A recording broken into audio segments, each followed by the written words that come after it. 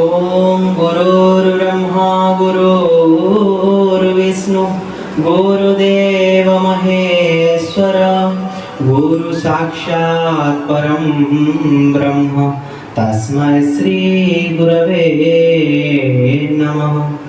ओम अज्ञानतिमिरान्धस्य ज्ञानाञ्जनशलाकया चक्षुरुन्मीलितं येन तस्मै श्री गुरवे नमः।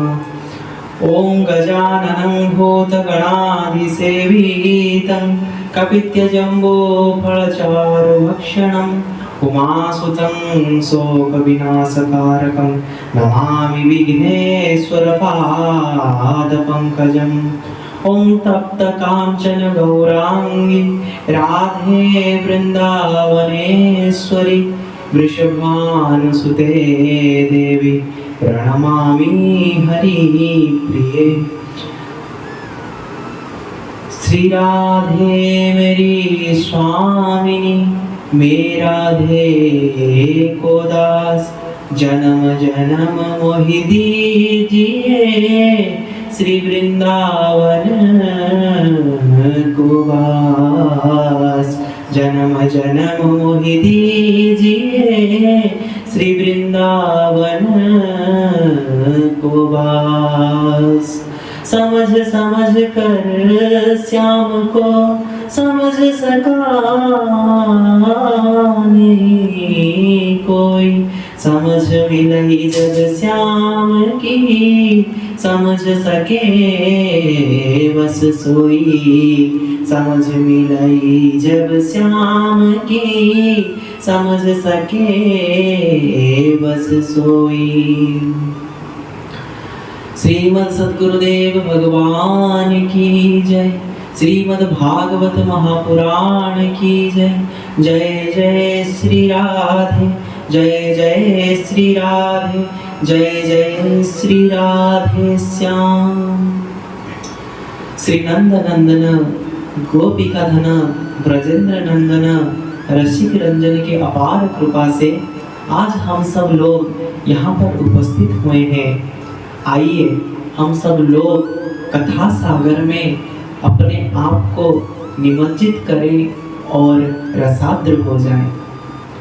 ये जो श्रीमद् भागवत के श्रवण हेतु हम सब यहाँ पर उपस्थित हुए हैं कि श्रीमद् भागवत महापुराण पुराण की तिलक है। श्रीमद् भागवतम पुराण तिलकम यथ वैष्णवानां धनम। ये केवल पुराणों की तिलक नहीं वैष्णव जनों का धन है। तो इसीलिए कहा गया है सदा सेव्या श्रीमती भागवती कथा। ये श्रीमद् भागवत महापुराण औपनिषद ग्रंथ रत्न ही नहीं बल्कि अनंत ऐश्वर्य मंडित श्री कृष्ण की माधुर्य मंडित वांगमयी स्वरूप है। ये श्रीमद् भागवत महापुराण को पंचम वेद कहा गया है। समस्त वेदों उपनिषदों का सार है ये श्रीमद् भागवत कथा। आइए हम सब लोग ये श्रीमद् भागवत महापुराण में प्रवेश करने से पहले इसके महात्म्य की ज्ञान जान लेते हैं, इसके महात्म्य के बारे में जान लेते हैं। देखिए हम कोई भी स्थान पर जाते हैं, कोई भी तीर्थ स्थान पर जाते हैं, इसके महात्म्य के बारे में अगर ज्ञान कर ले, उसके महात्म्य के बारे में हम जान ले तो महात्म्य ज्ञान हो जाए तो तीर्थ भ्रमण करने का आनंद कुछ और होता है। क्योंकि अगर हम उसके महात्म्य के बारे में नहीं जानेंगे, उस स्थान के बारे में नहीं जानेंगे तो जितना हम उसका भ्रमण करने से हमको आनंद प्राप्त नहीं होगा, जब हम महात्म्य के बारे में जान लेंगे तब हम भ्रमण करने का आनंद उठा पाएंगे और हम आनंदित होकर के हरिनाम लेकर के हम यात्रा प्रारंभ करेंगे और तीर्थ स्थान का हर एक जगह का महात्म्य के बारे में ज्ञान हमें होगा और महात्म्य के बारे में जान करके हमारा श्रद्धा और बढ़ जाएगा। उसी प्रकार भागवत में हम सबका रुचि तो है, श्रद्धा तो है, लेकिन अगर हम इसके महात्म्य के बारे में जान लेते हैं तो हमारे श्रद्धा, रुचि, भक्ति, भाव और बढ़ जाएगा। इसीलिए श्रीमद् भागवत की महात्म्य के बारे में वर्णन किया गया है। आइए हम श्रीमद् भागवत भगवान में प्रवेश करने से पहले उनके महात्म्य के बारे में जान लेते हैं। श्रीमद् भागवत महापुराण केवल ग्रंथ नहीं, श्री कृष्ण का साक्षात वांगमय स्वरूप है। श्रीमद् भागवत महापुराण का जो 12वां स्कंद है वो श्री कृष्ण का 12 अंग माना गया है। देखिए, इस श्रीमद् भागवत महापुराण केवल रस है, इसमें ना कोई बड़े पदार्थ, बड़े वस्तु है। ये ऐसा रस है, ऐसा फल है, इसमें केवल रस ही रस है। ये श्रीमद् भागवत इसीलिए कहा गया है श्रीमद् भागवत रसमालय। कह रहे हैं ये रस ही रस है, ना इसमें छिलका है। ये ऐसा फल है, इसमें छिलका नहीं है, इसमें गुठली नहीं है, इसमें रेशा नहीं है, केवल रस ही रस है।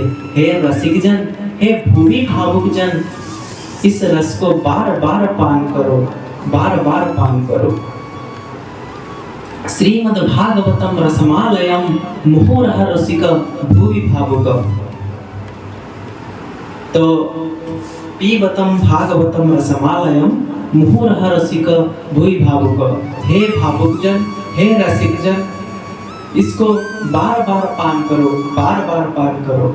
देखिए, कलयुग में जो कोई व्यक्ति इस भागवत भगवान के शरण में आए हैं, भागवत भगवान को आश्रय कर रहे हैं, वो इस संसार रूपी भवसागर से अवश्य पार पाएंगे। क्योंकि कलयुग में भागवत एक ऐसा नौका है जिसके आश्रय लेने पर हम सभी जीवों का कल्याण तो होता ही है, और ये संसार रूपी, कलिकाल रूपी भवसागर से ये भागवत भगवान हमें पार लगाते हैं। बोलिए सच्चिदानंद भगवान की जय, बोलिए भागवत भगवान की जय। जय जय श्री राधे, जय जय श्री राधे, जय जय श्री राधे श्याम।